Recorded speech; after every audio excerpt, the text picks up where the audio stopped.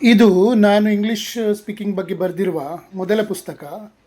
ಇದನ್ನು ನಾನು ಮುಂಬೈಯಲ್ಲಿರುವಾಗ ಆಗ ನನ್ನ 16 ವರ್ಷಗಳ ಅನುಭವದ ನಂತರ ಈ ಪುಸ್ತಕವನ್ನು ಬರೆದಿದ್ದೆ. ನೋಡಿ, ಇದು 2010ರಲ್ಲಿ ನಾನು ಮುಲುಂಡ್ ಮುಂಬೈಯಲ್ಲಿ ಬರೆದಿರೋ ಪುಸ್ತಕ. ಎ ಪಿ ಜಯರಾಜ್ ಇದು ನನ್ನ ಹೆಸರು. ಈ ಪುಸ್ತಕದಲ್ಲಿ ಏನಿದೆ ಅಂದರೆ, ಈ ಪುಸ್ತಕದ 2 ಪುಟಗಳಲ್ಲಿ ನಾನು ಏನು ಕೊಟ್ಟಿದ್ದೇನೆ ಸಂದೇಶ: ಇಂಗ್ಲೀಷ್ ಕಷ್ಟವಲ್ಲ, ಭಯವೇ ಕಷ್ಟ. ವ್ಯಾಕರಣ ಮಾತ್ರ ತಿಳಿದರೆ ಮಾತನಾಡಲು ಆಗುವುದಿಲ್ಲ. ಅಭ್ಯಾಸ ಮುಖ್ಯ. ತಪ್ಪು ಮಾಡುವುದು ಸಹಜ, ಅದು ಕಲಿಕೆಯ ಭಾಗ. ಆತ್ಮವಿಶ್ವಾಸವೇ ನಿಜವಾದ ಶಕ್ತಿ. ನಿರಂತರ ಪ್ರಯತ್ನ ಮಾಡಿದರೆ ಯಾರೂ ಇಂಗ್ಲೀಷ್ ಕಲಿಯಬಹುದು. ಇಂಗ್ಲೀಷ್ ಒಂದು ಪ್ರದರ್ಶನದ ವಿಷಯವಲ್ಲ, ಅದು ಬೆಳವಣಿಗೆಯ ಸಾಧನ. ಧೈರ್ಯ, ಶ್ರಮ ಮತ್ತು ಸರಿಯಾಗಿ ಮಾರ್ಗದರ್ಶನ ಇದ್ದರೆ ಯಶಸ್ಸು ಖಂಡಿತ. ಇದು ನಾನು ಆಗ ಅಂದರೆ 2010ರಲ್ಲಿ ನನ್ನ 16 ವರ್ಷಗಳ ಅನುಭವದಿಂದ ಬರೆದಂಥ ಪುಸ್ತಕ. ಇದು ಬರೆದಂಥ ಮಾತುಗಳು. ಈಗ ಇನ್ನು 2010, ಈಗ 2026 ಅಂದರೆ ಇನ್ನೊಂದು 16 ವರ್ಷಗಳಾಯಿತು. ಅಂದರೆ ಒಟ್ಟಿಗೆ 32 ವರ್ಷಗಳ ಅನುಭವದ ಮಾತನ್ನು ನಿಮಗೆ ಹೇಳ್ತಾ ಇದ್ದೇನೆ. ಆಗ ನಾನು ABCDಯಿಂದ ಹಿಡಿದು ಸ್ಪೋಕನ್ ಇಂಗ್ಲೀಷ್ ಅಂದರೆ ಚೆನ್ನಾಗಿ ಮಾತಾಡಲಿಕ್ಕೆ ವರೆಗೆ ಕಲಿಸ್ತಾ ಸಾಧಾರಣ ಒಂದು 80,000ಕ್ಕಿಂತ ಜಾಸ್ತಿ ವಿದ್ಯಾರ್ಥಿಗಳಿಗೆ ವೈಯಕ್ತಿಕವಾಗಿ ಅಂದರೆ ಪರ್ಸ್ನಲಿ ನಾನು ಕ್ಲಾಸ್ ಕೊಟ್ಟಿದ್ದೇನೆ. ಫಿಸಿಕಲಿ ಅಂದರೆ ಈಗ ಒಂದು 5-6 ವರ್ಷದಿಂದ ಈ ಕೋವಿಡ್ ನಂತರ ನಾನು ಆನ್ಲೈನ್ ಕ್ಲಾಸ್ ಸ್ಟಾರ್ಟ್ ಮಾಡಿದ್ದೇನೆ. ಮುಂಚೆ ನನಗೆ ಗೊತ್ತಿರಲಿಲ್ಲ. ಮುಂಚೆ ಕ್ಲಾಸ್ನಲ್ಲಿ ಕಲಿಸ್ತಾ ಇದ್ದೆ ನಾನು.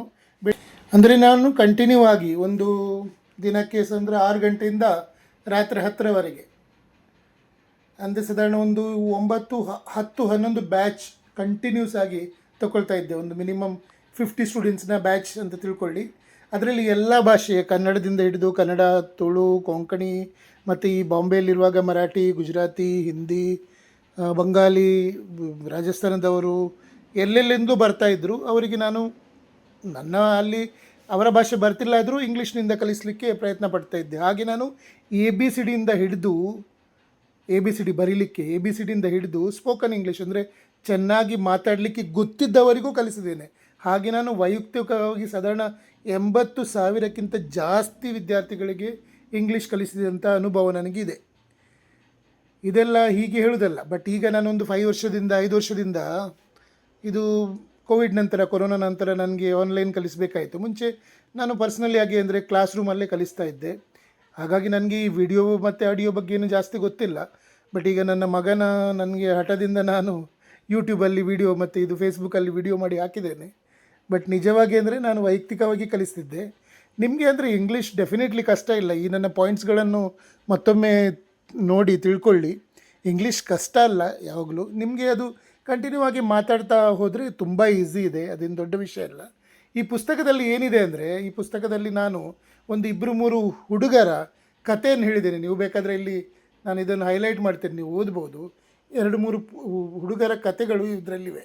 ಓಕೆ, ಅವರದ್ದು ಏನಾಯಿತು, ಹೇಗೆ ಅವರಿಗೆ ಇಂಗ್ಲೀಷ್ ಕಲೀಲಿಕ್ಕೆ ಸಾಧ್ಯ ಆಯಿತು ಅಂತೇಳಿ. ಅಂದರೆ ಏನಂತ, ಒಬ್ಬ ಹುಡುಗ ಮುಖೇಶ್ ಅನ್ನುವನು ಒಂದು ವೇಟ್ರಾಗಿ ಬಂದಿದ್ದ. ಅವನಿಗೆ ABCDನೂ ಗೊತ್ತಿರಲಿಲ್ಲ. ಅವನು ವೇಟ್ರಾಗಿ ಬಂದಿದ್ದ. ಒಂದು 1 ಇಯರ್ ಒಳಗೆ ಅವನು ಆಗ ಕಾಲ್ ಸೆಂಟ್ರೆಲ್ಲ ತುಂಬ ಬಹಳ ಫೇಮಸ್ ಇತ್ತು. 1 ಇಯರ್ ಒಳಗೆ ಇಂಗ್ಲೀಷ್ ಕಲಿತು ಸ್ಪೋಕನ್ ಇಂಗ್ಲೀಷಲ್ಲಿ ಇಷ್ಟು ಎಕ್ಸ್ಪರ್ಟ್ ಆಗಿ ಕಾಲ್ ಸೆಂಟರ್ ಸೇರಿ ಕಾಲ್ ಸೆಂಟರಲ್ಲೂ ಅವನು ಒಳ್ಳೆ ಇಂಗ್ಲೀಷ್ ಮಾತನಾಡಿ ಆನಂತರ ಅವನು ಬೇರೆ ಕಡೆ ಜಾಬಿಗೆ ಸೇರಿದ. ಅದೇ ಥರ ಒಬ್ಬರು ರಮಾನಾಥ್ ಭಟ್ ಅಂತ ಒಬ್ಬರು ಸ್ಟೂಡೆಂಟ್ ಇದ್ದರು ನಂದು. ಅವರು ಇಂಜಿನಿಯರ್, ಒನಿಡಾ ಕಂಪನಿ ಅಂತ ಇತ್ತು. ಆಗ ಅವರು ಇಂಜಿನಿಯರ್ ಆಗಿದ್ದರು. ಇಂಜಿನಿಯರ್ ಆಗಿ ಅವರು ಸ್ಕಾಲರ್ ತುಂಬ, ಆದರೂ ಅವರಿಗೆ ಇಂಗ್ಲೀಷ್ ಮಾತಾಡಲಿಕ್ಕೆ ಬರ್ತಿರಲಿಲ್ಲ. ಬಟ್ ನನ್ನ ಕೋರ್ಸ್ ಮಾಡಿ ಅವರು 3-4 ಮಂತ್ಸ್ ನಂತರ ಇಂಗ್ಲೀಷಲ್ಲಿ ಸ್ಪೀಚ್ ಕೊಟ್ಟಿದ್ದಾರೆ. ಇಂಗ್ಲೀಷಲ್ಲಿ ಸ್ಪೀಚ್ ಕೊಟ್ಟು ತುಂಬ ಮಂದಿಯಿಂದ ಅವರು ಶಾಬಾಸ್ಗಿರಿ ಗಿಟ್ಟಿಸಿಕೊಂಡಿದ್ದಾರೆ. ಹಾಗಾಗಿ ನಾನು ಅದೇ ಹೇಳ್ತಾ ಇದ್ದೇನೆ, ನನಗೆ ಅಂದರೆ ಕಲಿಸುವ ನಾಲೆಜ್ ಮಾತ್ರ ಜಾಸ್ತಿ ಉಂಟು. ಮತ್ತು ಇದು ಪ್ರೆಸೆಂಟೇಷನ್ ಎಲ್ಲ ಹೇಗೆ ಮಾಡಬೇಕು, ವಿಡಿಯೋಗಳನ್ನೆಲ್ಲ ಹೇಗೆ ಹಾಕಬೇಕು ಅಂತ ಅಷ್ಟೇನು ಗೊತ್ತಿಲ್ಲ. ಬಟ್ ನಿಮಗೆ ಏನಾದರೂ ನಿಜವಾಗಿ ಕಲೀಲಿಕ್ಕಿದ್ರೆ ನನಗೆ ಕಾಂಟ್ಯಾಕ್ಟ್ ಮಾಡಿ, ನಾನು 100% ಕಲಿಸ್ತೀನಿ, ಟೆನ್ಷನ್ ಇಲ್ಲ. ಯಾರಿಗೂ ಒಂದು ಇಂಗ್ಲೀಷ್ ಬರೋದಿಲ್ಲ, ಒಂದು ಭಾಷೆ ಅದು ಬರೋದಿಲ್ಲ ಅಂತ ತಿಳಿದ್ರೆ ನನಗೆ ಕಾಂಟ್ಯಾಕ್ಟ್ ಮಾಡಿ.